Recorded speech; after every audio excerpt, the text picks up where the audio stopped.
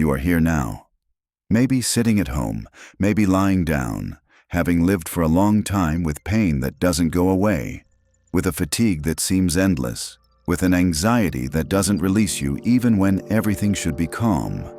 And the most striking thing is that, even carrying all of this, you probably have no idea that within you already exists the capacity to heal yourself. Not as an empty promise, not as motivational speech, but as a real, natural, silent mechanism that has always been there. For centuries, Buddhist monks and Tibetan masters safeguarded extremely specific practices in isolated monasteries, far from ordinary life. Simple in form, but profound in effect. Practices that required no equipment, no medicine, no complex rituals. Only the body, attention, and precise knowledge of how vital energy organizes itself. These techniques were not created to replace life, but to restore the balance that modern life has broken. Every pain that arises in the body is not a mistake. It is not a defect. It is not bad luck. It is a signal, a clear warning that something has been ignored for far too long. The body never lies. It reacts exactly to what the mind avoids feeling, to what emotions silently accumulate, to what automated living pushes under the rug every single day. In ancient temples, the masters always knew this. They understood that the body speaks the language the mind refuses to hear. A constant headache may not have only a physical origin, but emotional tension swallowed daily without expression. Chronic fatigue that doesn't improve with rest may reflect a life lived on autopilot, disconnected from one's internal rhythm. Recurrent digestive issues often have less to do with food itself and more to do with situations you cannot emotionally digest. A Tibetan monk once said something that transcends any era. When the heart becomes too heavy to carry, the shoulders inevitably collapse. When the soul becomes ill in silence, the body begins to scream. Modern society taught people to silence these screams with distractions, medication, and haste. But ancestral practices follow another path. They do not silence the symptom. They translate it. These techniques do not try to erase pain. They teach you to listen to what it is saying. They activate natural regenerative mechanisms that have always existed in the human body. They are not common practices, nor generic exercises found anywhere. They are methods used for centuries to treat chronic pain, deep emotional imbalances, and states of exhaustion that today have become normal, but never should have been. The masters always repeated something simple and precise. Show me how a person breathes, and I will tell you exactly how they live. Breathing is the mirror of the internal state. When someone lives under constant pressure, fear, or anxiety, breathing becomes short, shallow, trapped in the chest. This pattern keeps the body in a permanent state of alert, as if danger never passed. In this mode, the organism does not regenerate, does not repair, does not heal. The first ancestral technique presented here works exactly at this point. It is known as the breath of internal balance. A practice that seems simple, yet is capable of reorganizing the nervous system in just a few minutes. It requires no prior experience, no excessive effort, only presence. To begin, sit comfortably in a place where your body can relax. Place one hand on your chest and the other on your abdomen. Inhale deeply through the nose, mentally counting to 4. Directing the air downward and allowing the abdomen to expand gently. The chest remains relatively still. Hold the breath for 4 seconds without tension. Then exhale slowly through the mouth, counting to 6, completely emptying the lungs. Pause briefly for 2 seconds before restarting the cycle. This specific rhythm activates the parasympathetic nervous system, responsible for rest and regeneration. Blood pressure tends to decrease, digestion improves, inflammation levels reduce, and the immune system strengthens. Modern studies confirm what monks knew millennia ago. Conscious breathing alters brain chemistry within minutes. During this practice, a simple visualization can intensify the effects. As you inhale, imagine absorbing a clear, clean, gentle light. As you exhale, visualize a dark smoke leaving the body, as if tension, pain, and emotional overload were being released. This image is not merely symbolic. It directly affects how the brain interprets safety and relaxation. This is only the first doorway. Before any other technique, the body must exit survival mode.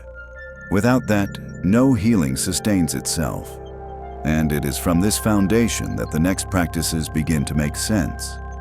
When breathing deepens and the body gradually exits constant alert, something important happens. Perception changes. The mind slows down. The body stops reacting compulsively, and the energy that was trapped in tension begins to circulate. This is the moment when more direct practices can act with much greater effectiveness. That is why the masters never began a healing process without first regulating the breath. The second ancestral technique revealed by the monks works precisely with this energetic circulation. It is known as the fire palms technique. At first glance, it may seem too simple to generate profound effects. But its foundation is firmly rooted in traditional Chinese medicine and Buddhist teachings on the body's energetic points. At the center of each palm lies a specific point called Lao Gong. This point is considered a direct channel for emitting and receiving energy. When properly activated, it becomes a bridge between conscious intention and the body tissues that need attention and regeneration. To activate this technique, rub the palms of your hands firmly against each other for 30 to 40 seconds. Not mechanically, but with focus. Continue until you feel intense heat forming and spreading through the hands. This heat is not merely subjective sensation. It indicates a real increase in blood circulation and local neurological activation. As soon as the heat is evident, immediately place your hands over the area of the body that needs care. It may be the abdomen for digestive discomfort, the chest for anxiety or emotional pressure, the back for old pain, or the head for constant tension. Gently close your eyes, relax your shoulders, and breathe slowly and deeply. Keep the hands in this position for at least 3 to 5 minutes without moving, simply feeling, observing the warmth, the pulsation, any sensation that arises. This simple contact increases local blood flow, improves tissue oxygenation, and stimulates the lymphatic system, responsible for detoxification. Even from a scientific perspective, the effect is clear and measurable. Heat generated by friction activates microcirculation, relaxes muscles, and reduces inflammatory states. For the monks, beyond this, the transfer of qi occurs, the vital energy that sustains all bodily functions. Regardless of the language used, the effect is real. This practice can be easily integrated into daily life. Doing it at night before sleep, with hands resting over the heart, often generates deep relaxation and significantly improves sleep quality. The body interprets the gesture as safety, presence, and care. At this point, the masters always emphasized something essential. Intention matters. When you perform a practice like this with full attention, you are not merely executing a physical movement.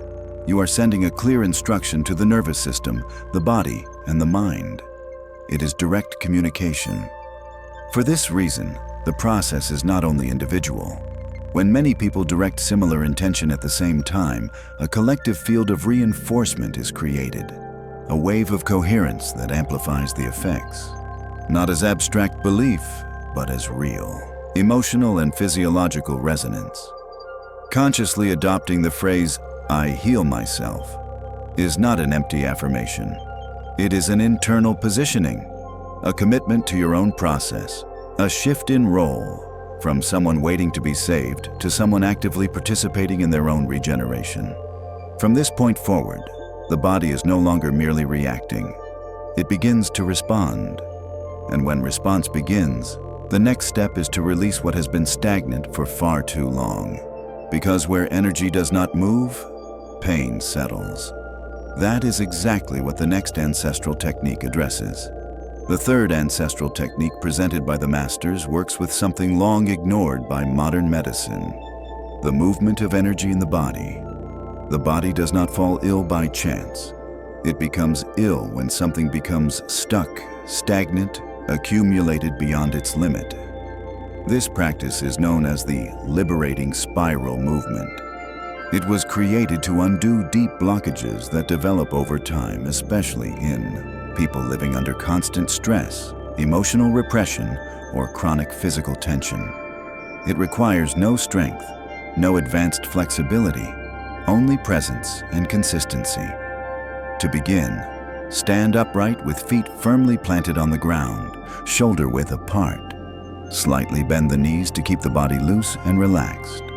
The arms should remain completely relaxed, hanging naturally at the sides without rigidity, like heavy ropes attached to the shoulders. From there, begin gently rotating the torso from left to right and from right to left. The movement originates from the center of the body, from the waist. The arms make no effort. They simply follow the rotation, swinging freely with the natural momentum. There is no rush, no force, only fluidity. Breathing should remain natural, deep, and continuous. As the body rotates to the right, visualize the release of heavy, dense, accumulated energy. As it rotates to the left, visualize light, clear, revitalizing energy entering and filling every cell of the body. This visualization is not optional. It directs the experience. If what I'm saying makes sense to you, and you feel ready to deepen this experience, I've left a more complete material in the pinned comment. You don't need to look at it now. Just remember it when the time feels right. The practice should be maintained for 5 to 10 minutes daily, preferably in the morning, when the body is more receptive and less burdened by daily tension. Even gentle movements produce profound effects when practiced consistently. Physically, this movement strongly activates the lymphatic system, responsible for toxin elimination. It massages internal organs, especially the liver and intestines, which play a central role in detoxification. The spine is released from accumulated tension, and various acupuncture points along the abdominal region are stimulated. In Eastern medicine, the abdomen is considered the center of vital energy. When this region remains rigid or blocked, the entire system suffers. Keeping this center in motion is fundamental for restoring overall balance. People suffering from persistent lower back pain, recurrent digestive issues, or constant bodily stiffness often report significant improvement after weeks of regular practice. This is not an isolated, immediate effect, but a progressive reorganization of internal flow. This technique teaches something essential. The body was designed to move. When movement is interrupted, energy accumulates and pain installs itself as a warning. By restoring movement, you also restore information to the nervous system that there is no longer a threat, that it is safe to release. As energy begins to circulate again, old emotions often surface. This is not a problem. It is part of the process. Movement unlocks not only muscles and joints, but emotional patterns stored in the body over time. For this reason, the masters always instructed, observe, do not resist. Let the body do what it needs to do. Sighs, yawns, sensations of warmth or lightness are natural responses of the organism entering a state of reorganization. With energy and motion, the body becomes fertile ground for subtler practices.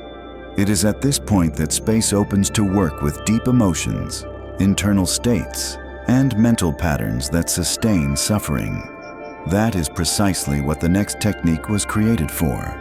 The fourth ancestral technique revealed by the masters is considered one of the deepest for emotional release and internal realignment. It was systematically used before deep meditative states and also as a direct tool to transform dense emotions that remain trapped in the body for long periods. This practice is known as the Lotus Breath. The masters knew that unexpressed emotions do not disappear. They accumulate, condense, and eventually manifest as tension, pain, or illness. The Lotus Breath was created to access this subtle level where emotion, breath, and consciousness meet. To practice it, sit comfortably in a quiet place where you will not be interrupted. Gently close your eyes and bring your full attention to the center of the chest, the heart area. Do not force anything, simply perceive this area with presence. Now imagine a lotus flower bud completely closed at the center of your chest. It is there, intact, waiting for the right moment to open. Slowly inhale through the nose, counting to 4. As the air enters, visualize the bud gently opening, petal by petal. Hold the breath for 2 seconds, feeling a warm, golden, welcoming light filling the interior of the lotus. Then slowly exhale through the mouth, counting to 6. During the exhalation, visualize the lotus fully open, radiating a soft light that spreads throughout the entire body, from head to toe, without exception. This cycle should be repeated for at least 10 minutes per day, with consistency and patience. It is not speed that creates results, but regularity. Each breath deepens the process. The lotus symbol was not chosen by chance. In all Eastern traditions, it represents purity arising from mud. It blooms in dense waters and yet emerges clean, intact, and beautiful. This visualization works directly with the brain's neuroplasticity, its ability to reorganize through internal experiences. The brain does not fully distinguish between a real experience and an imagined one, when sensory intensity is present. When you visualize opening, light, and expansion in the heart center, you begin to reprogram neural patterns associated with contraction, fear, and emotional closure. Combined with this, the specific breathing rhythm, longer exhalation than inhalation, deeply activates the parasympathetic nervous system, responsible for relaxation, regeneration, and repair. The body receives the message that it is safe to release what was held. Over time, old emotions may surface during practice. Sadness, relief, physical sensations, or memories are not signs of error, but of release. The masters always taught not to resist, only to observe and allow the process to unfold naturally. This technique does not force healing. It creates the internal environment necessary for healing to occur on its own. When the heart opens, the body follows. By integrating this practice into daily life, the internal state begins to change. Breathing becomes deeper outside the practice, the body more relaxed, and the mind less reactive. The system begins to operate at a different rhythm. It is from this point that transformation ceases to be merely physical and begins to touch deeper layers of human experience. And this is exactly what leads to the final part of this path. Now that these ancestral techniques have been revealed, the central question the masters always posed to disciples arises. Knowledge only becomes wisdom when it is applied. Knowing does not transform. Practicing transforms. For centuries, these practices remained restricted not out of selfishness, but because the masters knew they require responsibility. Activating one's own healing mechanisms means assuming an active role in one's transformation process. The body does not need to be fixed, it needs to be listened to. Every pain, every persistent fatigue, every recurring discomfort is an attempt by the organism to communicate something ignored for too long. When you begin applying these techniques, you are not fighting the symptom, but dialoguing with it. This shift in posture completely changes the healing dynamic. The masters always taught that stagnant energy is the root of physical and emotional suffering. When movement returns, whether through conscious breathing, the warmth of the hands, body sway, or heart opening, flow is restored. And when flow is restored, the body naturally seeks balance. It is not necessary to practice everything at once. On the contrary, ancestral guidance was always to choose one technique and apply it consistently. 5 minutes a day practiced with presence are worth more than long sessions done mechanically. The body responds to sincere attention. Over time, subtle changes begin to appear. Sleep deepens. Breathing becomes fuller even outside practice. The mind slows. Previously repressed emotions find space to dissolve. The body exits constant alert mode and returns to its natural regenerative state. The monks said that true healing does not happen when pain disappears, but when a person understands what the pain came to teach. At that moment, the symptom is no longer necessary. The body stops screaming because it has finally been heard. This path requires neither isolation nor abandonment of modern life. It requires only a daily commitment to oneself, a moment of presence, a conscious gesture, a different choice in relation to one's own body.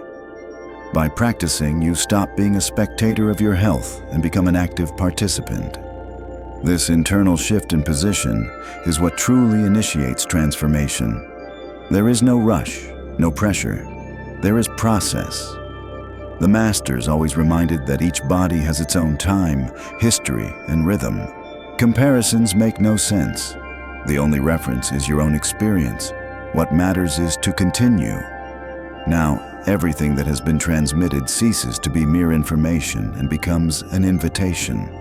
An invitation to experience, to feel, to allow the body to do what it has always known how to do, but was interrupted by noise, tension, and disconnection. This is not the end, but the beginning of a path of deep reconnection. Healing does not come from outside, it awakens from within. And when you begin walking in this direction, even slowly, something essential reorganizes. The body remembers, energy flows, and life begins to respond in a different way. If this message truly resonated with you, if you felt that quiet inner shift, that sense that your mind is ready for something greater, I left a resource in the pinned comment that goes deeper into this process. I only recommend it for those who feel genuinely ready to accelerate their results, but follow it in your own time. If it calls to you, you'll find it there. If what I've said here made sense to you, in the previous video I explained why the common techniques taught don't work. It's on your screen now.